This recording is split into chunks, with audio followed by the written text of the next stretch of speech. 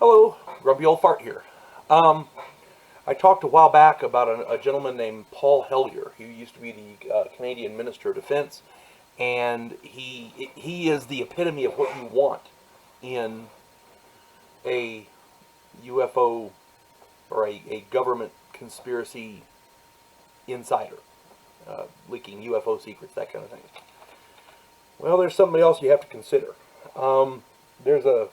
There was a man in 2013. We don't know his real name. He went under the pseudonym Agent Cooper, K-E-W-P-E-R, Cooper. And the reason he went by a pseudonym was because, according to him, he was a CIA agent. Now, this guy, this is his claims, okay? He claims he was dying of cancer. He didn't have long to live. He was going to have a procedure for his kidneys, and if that didn't work, they had maybe a couple of months and they were going to shut down and he was gone. So he wanted to get this information out. Now that's, to me, that is the definition of a deathbed confession. Or at least as close to it as you can get with actually being in the bed. Because I watched the video, he's sitting in a chair. That being said, if this guy was faking it, he did a good job. If he's an actor or if he's playing the part and it's not real, he needs some kind of an award because he looked the part. His voice, the way he acted, his breathing, everything. I mean, he looked the part. He sold it. If it was fake, buddy, he sold it. So, according to this guy, he used to work for the Army Signal Corps. He was drafted in the 50s in the Army. And he was part of the Army Signal Corps, later became an instructor for the Army Signal Corps. And then later joined the CIA. This guy later on, in the CIA, he collected information on cases for Project Blue Book. He and his boss went around and they talked to people. This guy may have actually been the quote-unquote Men in Black. This guy might have been one. Because he talked to people who'd seen UFOs, and apparently there are cases, specific cases that couldn't be explained or debunked, outed as hoaxes or whatever. These are the cases he and his boss got. This is according to him. It's my understanding. Now, his Blue Book work was regarding specific cases that could not be explained, and interviewed people and gathered data. Okay, he was briefed on Greys and other aliens. He was briefed on the Roswell incident.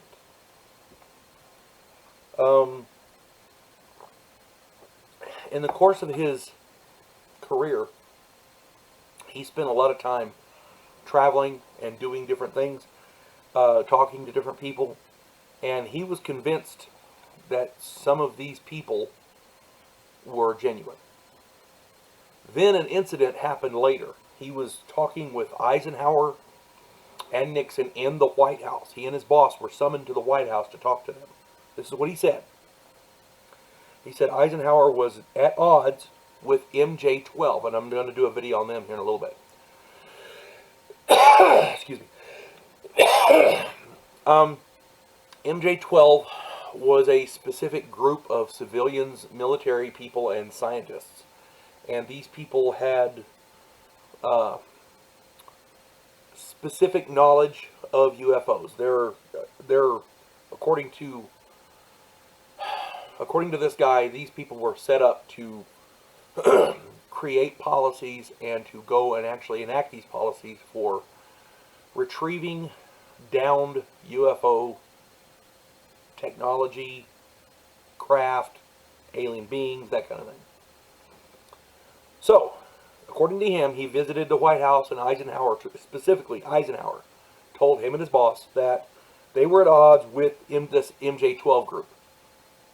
And he was ordered to go to, he and his boss were ordered to go to S4 and Area 51 to tell this group, because that's apparently where they operated out of. He was going to go tell this group to report back to the president, because apparently they hadn't reported back. He hadn't been getting his reports like he wanted. He according to this guy, he was told to tell them to report back to the president, or Eisenhower would, quote, invade the base with the First Army and take it, regardless of whatever was classified there and all that other stuff. Eisenhower was very upset, apparently.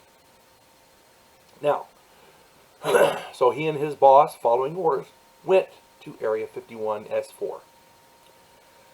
According to him, they saw multiple aircraft, or multiple alien craft, including the Roswell craft that had crashed at Roswell and was badly damaged. And I may do a video on that later, depending on how much real info I can get, because it's been muddied so much. But the point being, he also saw autopsy films, and his boss, rather, in the other room, they had an actual gray alien that they were talking to. And his boss went in there and talked to this gray alien. That's what this man said.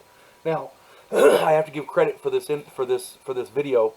The film is called Truth Embargo by Anonymous. I believe this is the truth. I believe this is what it is. Now, and it's in conjunction with the Disclosure Project with Dr. Stephen Greer. Now,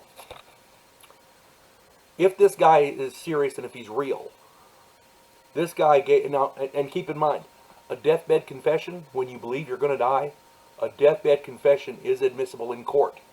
So this is a serious thing.